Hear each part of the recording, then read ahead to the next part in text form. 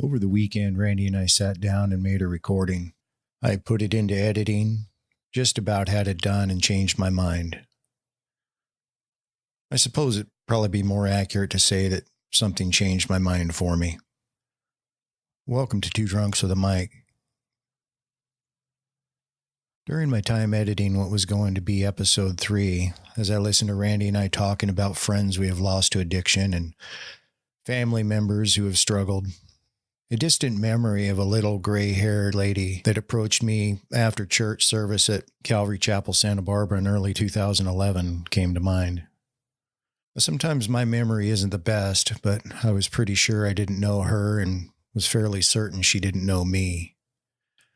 And truth be told, I was hoping she didn't know me, because the people that might remember the me that I remembered were generally looking for revenge.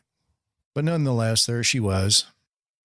"Hi, may I speak to you?" she asked. "Sure," I replied, a little confused, searching for the closest exit and probably thinking that out of the hundreds of people milling about, why me? "My son is really struggling with drinking," she began, "and I don't know what to do." The hurt and helplessness I saw in her eyes was heartbreaking. It was also a look I had seen before in my own mother's eyes. And so we talked. Well, she talked and I listened. After a time, she paused. I raised my eyes to meet hers and I said one word: "Pray." There were a lot of things I could have said to her, I suppose.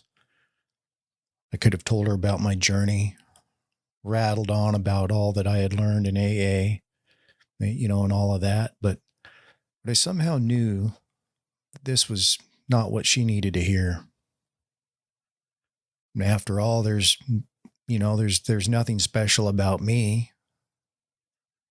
Though I take full responsibility for where I'd been, I had very little to do with where I was at the time this conversation took place. But I knew from personal experience what worked and what didn't. So why pray? Where did that come from? Why not something like drag him into a detox center or a hospital? Why not tell her to beg and plead with him and promise him the world? Rapidly blinking, she graciously said, "Well, I do pray for him." "And pray for him some more," was my reply. At that point, my suspicion was that she might have been hoping for a different answer, or maybe she was rethinking her choice of person to talk to. Well, I'd said it, so I figured the best course of action was to stick by it and explain my conclusion. A couple of months before this encounter, I had a friend of mine tell me that he and his family had spent years praying for me. Praying that I would find the help I didn't even know I needed. Praying that I would find peace. When he told me this, a cloud of confusion was lifted from my mind. See, the fact of the matter is that for a time early in my recovery, I couldn't wrap my head around the fact that I was given the chance to be where I was. In my estimation, of all people, I was the least deserving of a second chance. No matter how hard I tried to come to terms with this idea, I simply couldn't. But after hearing my friend's confession, it finally clicked that it was his prayers and the prayers of his family that had everything to do with where I currently found myself. In short, it was God's grace. For years and years, people pleaded with me to stop drinking. I had ruined a marriage just so I could drink. I pushed everyone out of my life that even thought of questioning what I was doing. There was no reasoning with me.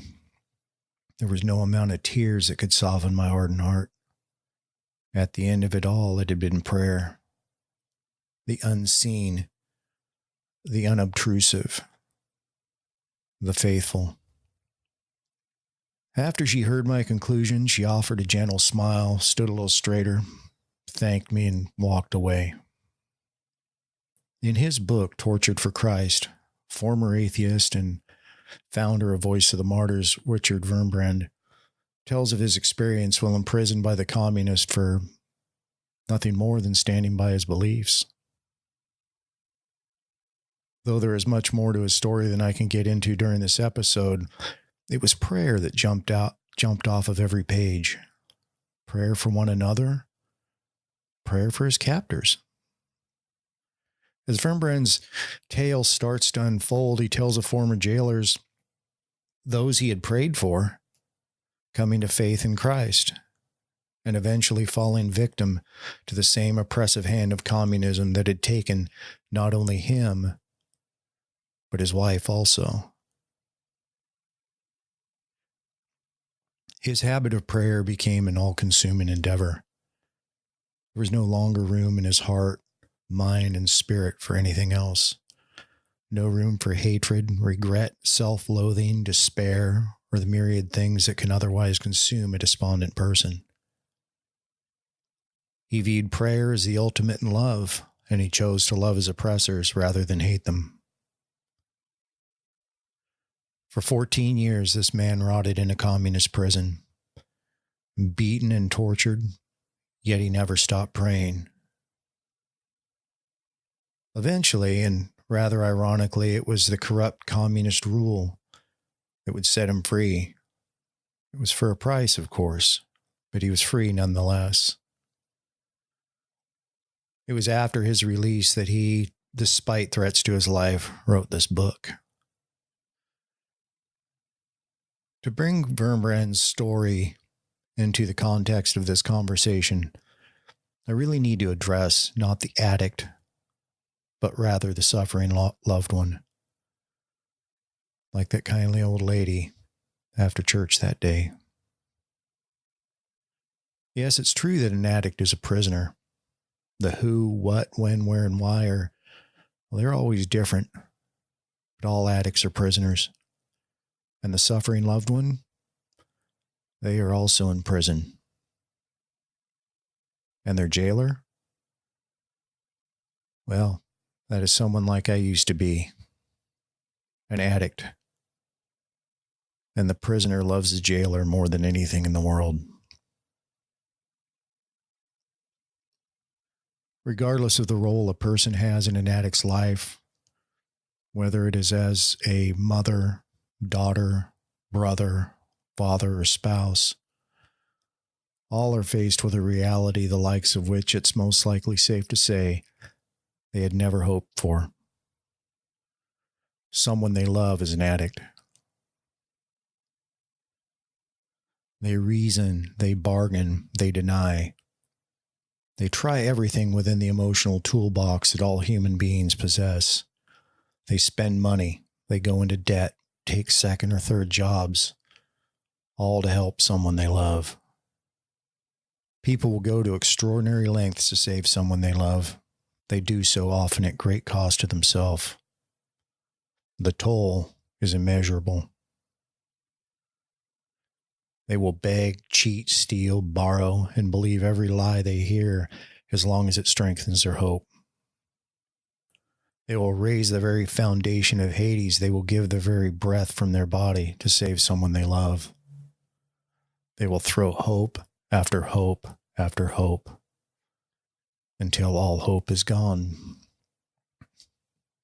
Everything is exhausted. And as days turn into weeks and weeks to years, they are left gazing out of the tiny window of their prison cell, with no other choice but to resign themselves to the fact that there is nothing more to be done. Hope is lost. And when hope is lost, all is lost. But at this end, has a person done everything possible? Before I would agree that they had, I would have to ask if they'd prayed. The sad truth of the matter is that many people, and I include myself among them, never put pride aside long enough to admit that the resources to fix a situation are not within their natural means. Often the solution can't be bought, mortgaged, or anything of the like. Short-sightedness and a focus of the temporal rather than the eternal keeps one staring directly ahead, never allowing for an upward glance. Our default setting as people is to try to fix things ourselves. We more often than not have moved any thought of God to the category of backup plan. But Wurmbrand knew better. Wurmbrand had every right to be bitter and angry. By temporal or worldly standards, he had every reason to rail against the evils of the communist system of which he was a citizen. He was a smart, influential man who could have devoted his years of incarceration to write a voluminous manifesto calling for the anarchical overthrow of a morally and spiritually bankrupt system. He could have thrown every ounce of his energy and influence into a way of thinking that comes naturally to us as human beings: revenge. He could have taken it upon himself to concoct and implement what he might have estimated to be a just solution. But he didn't. And why not? He didn't because, as he writes in his book, he recognized that the enemy wasn't the uniformed men who took great joy in his daily torture and beatings, but rather the system to which they had been indoctrinated. It wasn't even their commanders. Wurmbrand recognized the breadth and width of the communist system and wisely concluded that there was only one source for a solution, and that was God. So he prayed.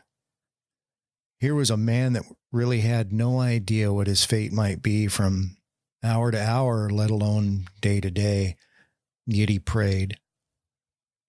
For all he knew, he was in for life, and that life was in the hands of his communist jailers, and still he prayed for them.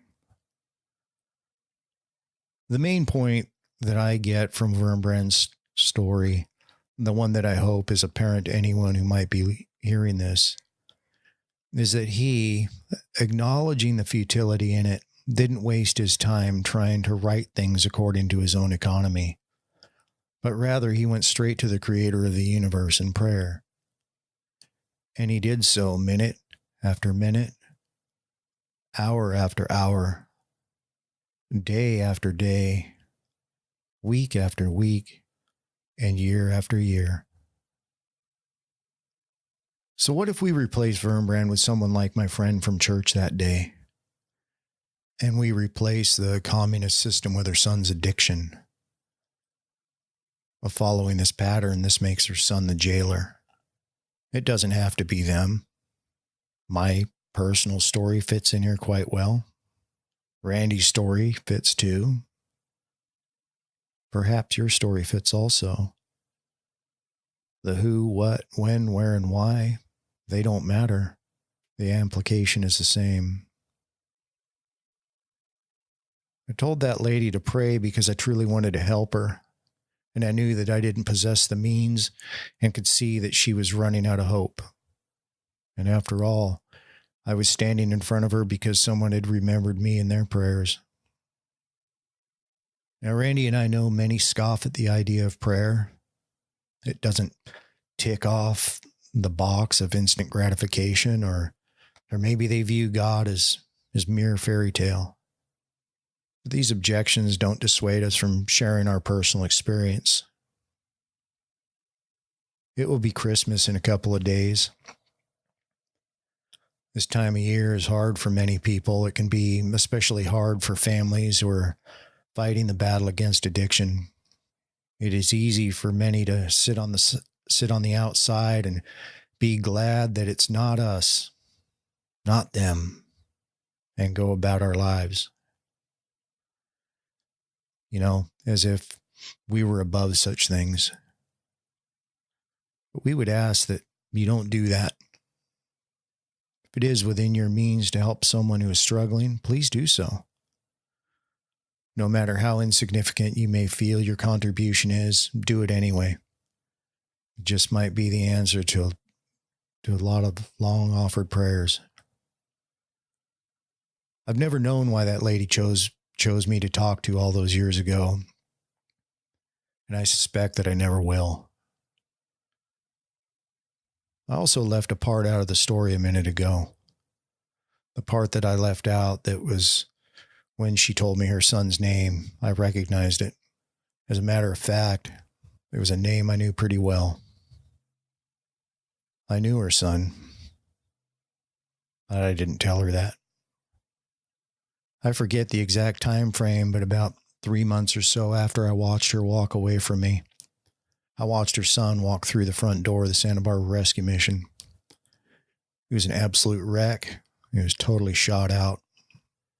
Though it was a hard path, he finished the program and rebuilt his life. We would run into each other every now and then and catch up. I never told him about the conversation I had with his mother. I never felt it was my place. Sadly, my friend lost his life in an aircraft accident a couple of years ago and left behind a young son. But because someone loved him and prayed for him, he died sober. And I know he'd be proud of that. So Matt Wilson, this one's for you. Love you, buddy. For me and Randy, you're two drunks of the mic. Merry Christmas, everyone. And God bless you all.